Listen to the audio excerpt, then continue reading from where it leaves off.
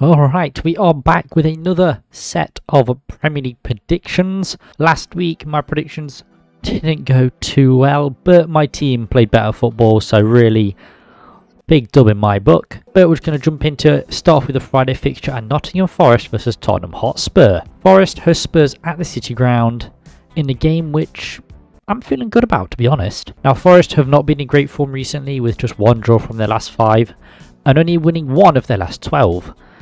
Which is not a good record. That's clearly not good form and has led to Steve Cooper's job coming under a lot of threat, but with last week's draw against Wolves, definitely got the job for another week at the very least.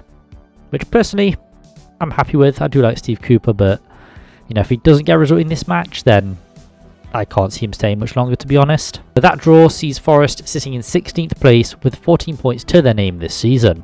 Spurs have also not been enjoying a good run of form either, but recently returned to winning ways after their victory over Newcastle last week. That takes their form to 1 win and a draw out of their last 5. A bit more impressive than Nottingham Forest. Spurs are currently experiencing better form than the hosts, but also swamped with many more injuries, which feels like the first time in a while, because I know Forest were, I think every player got injured at least once, so it's nice to have something different there. Well, to be fair to Spurs though, some players have returned to the fold, but they're still missing very important players like Maddison and Van der Ven. Forest only seem to be without Awoniyi, which is still a huge miss, as he provides a lot of attacking threat for Forest, which the hosts have currently been lacking. I mean, it's been seen in our performances. We've not had a lot going forward without him in the pitch, so the sooner he gets back, the better, but he is still set to be out for this clash. That being said though, I'm going to say 2-1 to Forest. I think that Forest will just grab a win against Spurs. Friday night under the lights at the City Ground is going to be an amazing atmosphere, and especially after the club was lifted after their draw against the West Midlands, I think the fans will be a bit more up for it, and if they can get Mull of Kintyre correct this time, then it's going to be bouncing. The Forest we saw on the weekend was a stark contrast to the one that got absolutely dominated by Fulham, so if that team shows up at the City Ground, we're definitely with a fighting chance and can definitely take all 3 points. Spurs beat a beleaguered Newcastle United in the capital as Richarlison scored a brace, which were his first 2 goals in months. So he's not been performing that well, but those 2 goals would have definitely given him a lot of confidence, but hopefully he can't do it in Nottingham. I think he hates coming to the City Ground, I can't lie. The attacking quartet of Kulusevski, Johnson, Son and Richarlison were absolutely cooking against Newcastle, but this wasn't a Newcastle side at the peak of their powers, but still, they're on fire. Forest are generally a much better side at home, and I think that with the fans backing them, they can definitely keep all 3 points in the East Midlands. It's definitely going to be a hard-fought clash, there's no doubt about that. Each side are going to make it hard for either to break down, but I do see Forest just coming out on top. I hope so, at least. And then move on to the Saturday fixtures, and we start off with Bournemouth versus Luton Town. The Cherries host Luton Town at Dean Court as they look to continue their good run of form. Bournemouth have surprised recently after a bad start to the season. They currently have 4 wins and a draw from their last 5 and are truly cooking under Iraola. Luton have been surprising me recently as well. Despite only grabbing 1 win from their last 5, Luton have put up some great performances against both Arsenal and Manchester City.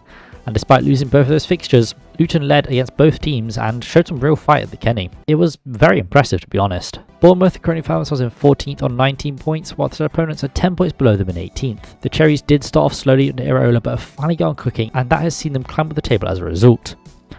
4 wins in 5 is some brilliant form. They're grabbing some big wins and just cooking. I don't know what else I can say to describe it. They are just cooking.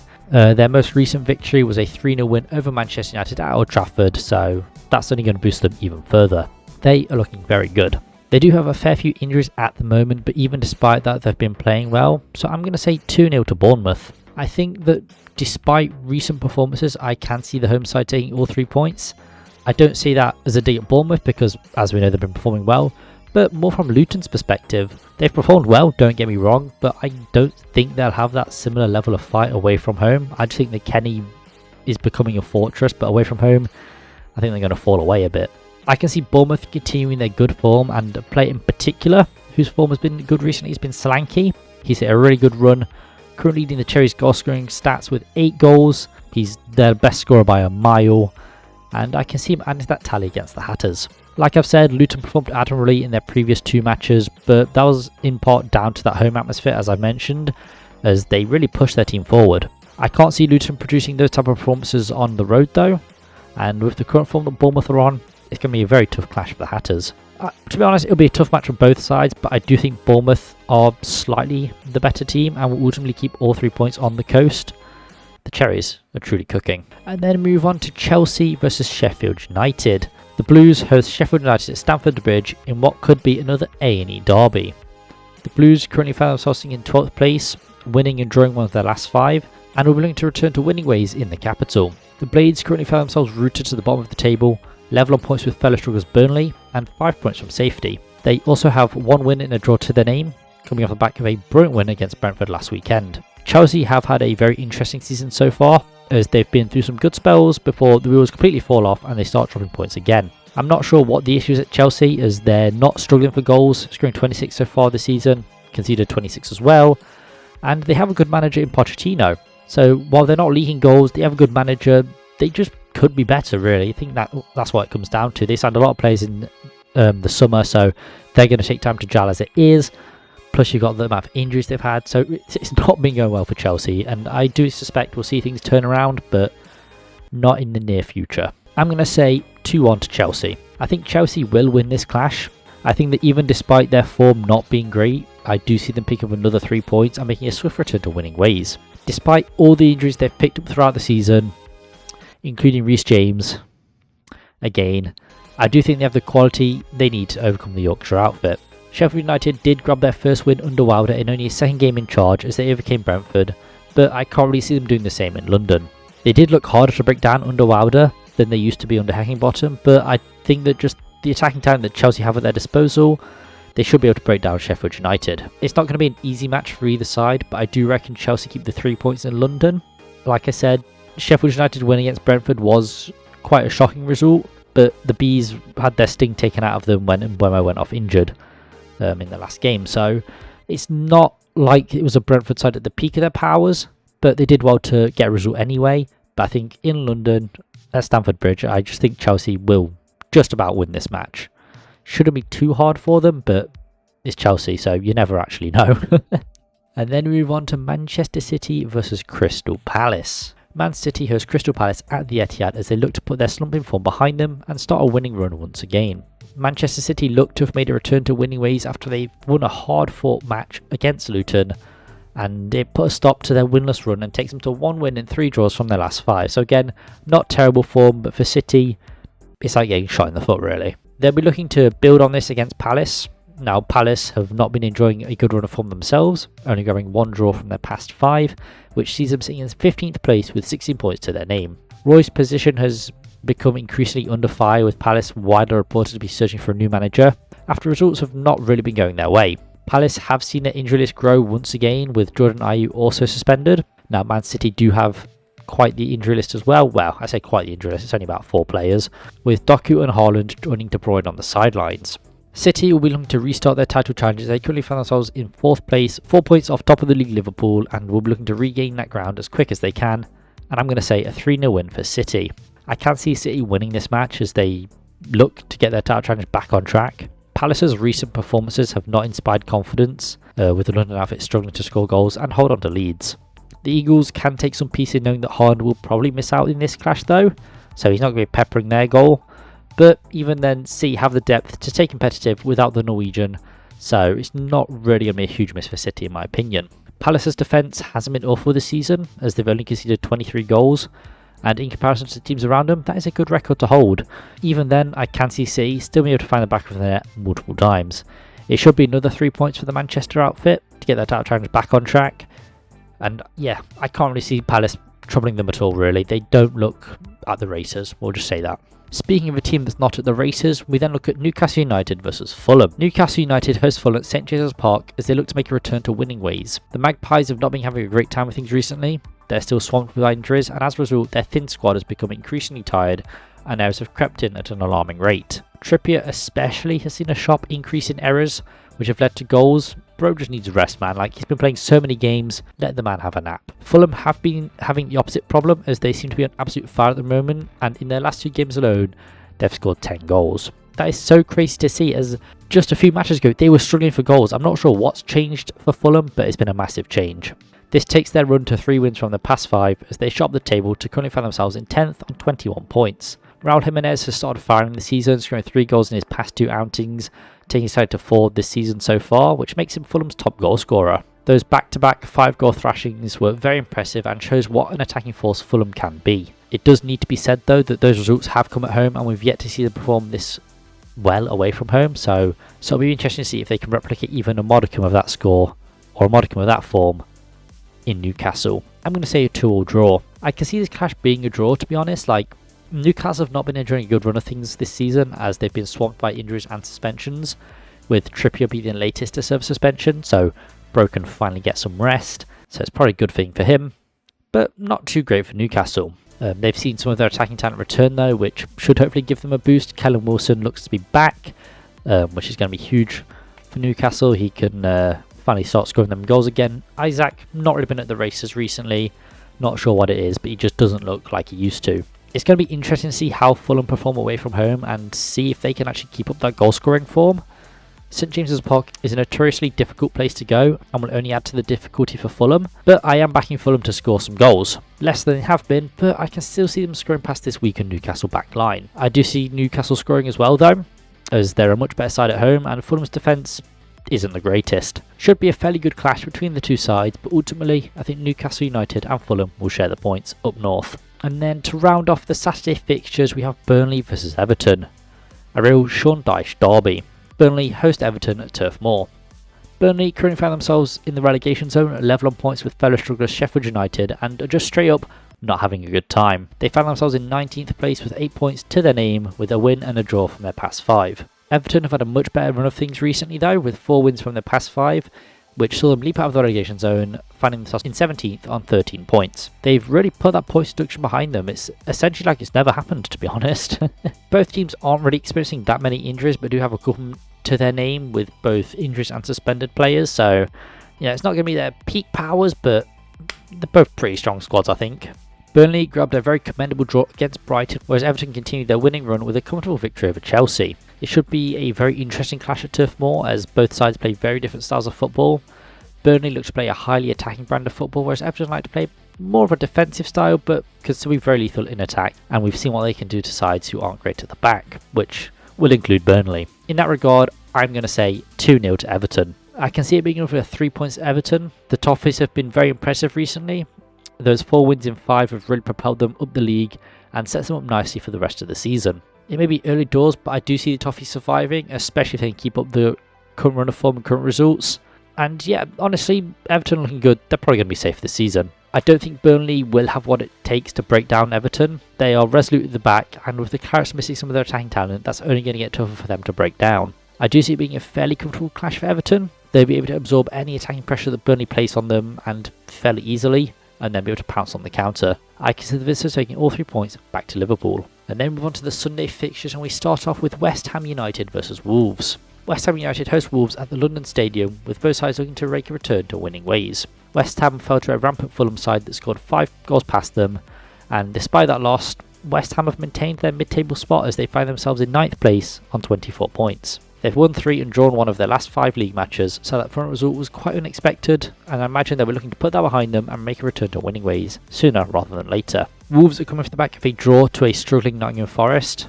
That point sees them sitting in 13th place on 19 points. This point sees them sitting in 13th place on 19 points, which is level with Brentford, Chelsea and Bournemouth. Wolves have 2 wins and a draw from their last 5 matches, which is a bad record considering who they've faced. Both sides are going to be without some of their first choice players though, as West Ham's first choice keeper is still expected to miss out through injury, whereas Wolves are still without Pedro Neto. While the injury news isn't fully confirmed, I do expect both of them to be absent in this clash, but West Ham do have European football before this match, so we may know before then, but I'm recording this before those results and before those teams are released, so I have no idea. I'm going to say 1-0 to West Ham. I am backing the home side in this clash. Both sides are looking fairly even at the moment, so it could be anyone's game, but ultimately I do think West Ham will clinch it. I do see the home atmosphere being the deciding factor here. Both sides do play some good football under their respective managers. Wolves under O'Neill have looked very solid and have shown they know how to score goals, scoring 21 so far this season, and haven't blanked since game week 2. But I do see that goal scoring run coming to an end here. West Ham have scored more goals than their opponents on 26, but have also conceded more, conceding 30 to Wolves 26. So again, these sides are looking very even, but I do expect the home side to keep 3 points in the capital, with that home atmosphere being the deciding factor. West Ham are a very solid side this season. You know, despite the loss to Fulham, they are still looking solid. And while they are missing a few players through injury, I do think they should be able to beat this Wolves side fairly easily. Well, I don't want to say easy because it is going to be a tough clash, but they should be the better side, I'll say that much. And then we move on to Brentford versus Aston Villa. Now this is another clash in the capital as Brentford hosts Aston Villa at the Brentford Community Stadium. Brentford coming off the back of a loss as they fell to strugglers Sheffield United. This sees the Bees sitting in 11th place, level on points with Chelsea, Wolves and Bournemouth, with just one win from their past 4. Villa, on the other hand, have been enjoying much different fortunes. The Villains currently found themselves in 3rd, just 2 points off the top, with 4 wins and a draw from their past 5, which is a very impressive run. They've been enjoying a successful season under Emery, and the fact that they're competitive while also playing in Europe is just very impressive. Brentford have been swamped with injuries in recent times, with MW17 being the latest and biggest casualty for the Bees. He was their top scorer before the injury he picked up against Brighton, and that has been a big miss in their loss for Sheffield United as well. Villa do have their fair share of injuries too, but the main absence will be the suspended Douglas Luiz, who was having a good season prior to the suspension. Despite that though, I'm going to say 2-0 to Aston Villa. I am backing Villa here. I can see the Villains continuing their brilliant run this season. There aren't really many sides that could stop them, and I don't see Brentford being one of them. While Mbeumo is out, I do see Brentford struggling to score any goals, as he was not only their top goal scorer but also their top assister. He assisted 10 of the 23 they've scored this season, so without him there, that's a big chunk of goals just gone. Villa have also been lethal in front of goal, scoring 35 goals this season, which is the 3rd most in the league, and I can't see Brentford stopping them adding to that. Their attacking football that Villa play is really hard to stop, and with all their absentees, I cannot see Brentford being able to do that. I'm backing Villa to take all 3 points back to Birmingham and continue their fine form. And then we move on to Arsenal versus Brighton and Hove Albion. Arsenal host Brighton at the Emirates as they look to return to the top of the league and reclaim their top spot. Arsenal dealt only their 2nd loss of the season as they fell to a 1-0 result in Birmingham. This sees the Gunners sitting in 2nd on 36 points, just a point behind Liverpool, and it also takes their run to 4 wins out of the past 5, which is, very good. Brighton had a slightly better run of things last week as they drew to Burnley at the Amex. This sees the Seagulls sitting in 8th on 26 points, which is just a point off of 6th place if I'm not mistaken, which takes their run to 2 wins and 2 draws from their past 5. Both teams have been experiencing injuries of their own, with Brighton currently the worst off of the 2 sides. Arsenal have only 4 injuries at the moment, so they're not really important players that are missing out, whereas Brighton have had quite a few more, with some very important players still set to be on the sidelines. Both these sides have had some very exciting matches in recent times, so it could really go either way between the two, but I'm going to say a 2-1 win to Arsenal. I am backing the Gunners in this clash. They have a very strong side that has been playing some good football this season, and a loss to Villa, who are in some insane form at the moment, doesn't really look like the end of the world, to be honest. Like, Villa are just flying right now, so any team losing to them is kind of like, fair enough. They did almost drop points to Luton, to be fair, but ultimately claimed the 3 points, and, that's all that really matters at the end of the day. It doesn't matter how you perform, it matters if you get the 3 points on the board, and that is what they did. Brighton have been really hit or miss this season, and it looks like European football has quite a big impact on them. I mean, alongside their injuries, they just don't have the depth, I feel, to both compete in Europe and in the league, and they've been doing well in Europe, to be fair to them, so I imagine they've let the domestic campaign slip just a little bit. I just don't think they have what it takes to beat Arsenal in the capital, to be honest. They're not as strong as they normally are, but are still performing well under De Zerbi. I can see Brighton making it tough for the Gunners, but ultimately, I can't see them winning the clash. I'm backing the 3 points to stay in the capital here. And finally, to round off this game week, we have Liverpool versus Manchester United. Now, this is a fixture that never seems to disappoint, so I'm looking forward to this one. Liverpool find themselves on the top of the league, just a point clear of 2nd place Arsenal, and they're going to be looking to extend that run against the Red Devils. They've been enjoying a good season so far and have won 4 and drawn 1 of their last 5, which is a very good run, better than Arsenal are currently doing. So, they're looking good, and that is in spite of injuries as well. Manchester United have not been having as good of a time though, currently find themselves in 6th place on 26 points, which is just a point behind 5th place Spurs, so not doing terrible. They currently have 3 wins from the past 5, which is not too great, but are the only team to have not drawn a single game so far this season, and I can see that continuing on Merseyside as well. United haven't been terrible, to be fair to them, but I don't think performances have been what's been expected of them, and as such, some people have called Ten Hag's position into question. It's a bit unfair in my opinion, but I do love a Man United downfall, so I'm here for it anyway. I'm going to say a 4-0 win to Liverpool. I think it'll be another domination from the Merseyside outfit. I haven't really seen anything from Manchester United that would tell me they could put up a fight against this Liverpool side. They showed nothing in their 3-0 loss to Bournemouth, and I can't see them showing anything here either. If they didn't show it at home, why are they going to show it away? United have seen their injuries pile up in recent matches, and that has only made Ten Hag's job a lot harder, but they've still got a good side with some good players, so they should be doing better than they are. Liverpool have had their own set of injured players, but they've been picking up results despite that, and I can't see that really affecting them. McAllister's the only new addition to the sidelines, but I think even without him, Liverpool should be fine. So I'm going to say, yeah, it's not going to be the 7-0 domination we saw last season, but I do see Liverpool dominating and ultimately keeping the 3 points in Liverpool on Merseyside at Anfield. So yeah, should be a fairly routine win for Liverpool. I think Man United just don't really look up for it. So yeah, should be fairly simple for the home side. And yeah, so those would be my Game Week 17 Premier League predictions. If you have any of your own, please do leave them down in the comments below. I do enjoy seeing what you guys are coming up with. And yeah, I'm looking forward to it. Hopefully, Friday night will be cooking. But hey, I don't know until I'm there. So yeah, hope you have a brilliant rest of your day. I'll see you guys in the next video. Peace.